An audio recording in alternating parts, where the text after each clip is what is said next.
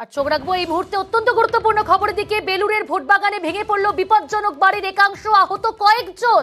জানবো বিস্তারিত, আমাদের সঙ্গে রয়েছে প্রতিনিধি দেবাশিস। দেবাশিস, কখন ঘটলো এই ঘটনা, কি জানা যাচ্ছে, কি পরিস্থিতি এখন সেখানে?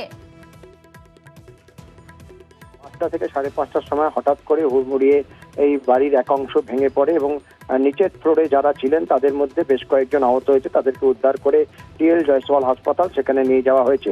তবে এই বাড়িটি কিন্তু দীর্ঘদিন ধরেই বিপজ্জনক অবস্থায় ছিল, যেখানে বালি পুরসভা বা হাওড়া পুরসভার তরফ থেকে এর আগেও কিন্তু সেখানে বিপজ্জনক নোটিশ ধরানো হলেও সেই বাড়িটিকে ভেঙে ফেলা হয়নি।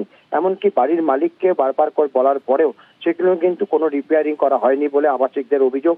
কিন্তু তারপরেও যে বালি পুরসভার তরফ থেকে যেখানে বিপজ্জনক বাড়ি ঘোষণা করা হলেও সেই বাড়িটিকে কেন ভাঙা হলো না তা নিয়েও কিন্তু প্রশ্নচিহ্ন উঠছে।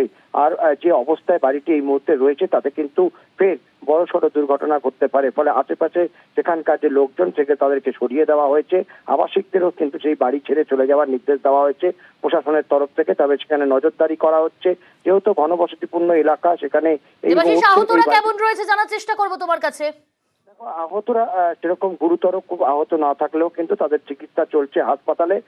বেশ কয়েকজন, দু একজনকে তাদের ছেড়ে দিলেও কিন্তু এখনো পর্যন্ত 3জন রয়েছেন যারা চিকিৎসাধীন। তবে বাড়িটি আবার নতুন করে ভেঙে পড়ার একটা আশঙ্কা থাকছে বলে প্রশাসনের তরফ থেকে নজরদারি শুরু করা হয়েছে। প্রশাসনের তরফ থেকে আগামীকাল এই বাড়িটির উপর নজরদারি এবং পরবর্তীকালে বাড়ির কি হাল করা বা ভেঙে ফেলা হবে কিনা তারও কিন্তু ঘোষণা করা হবে। তবে এই মুহূর্তে বেলুড় থানার পুলিশ সেখানে রয়েছে।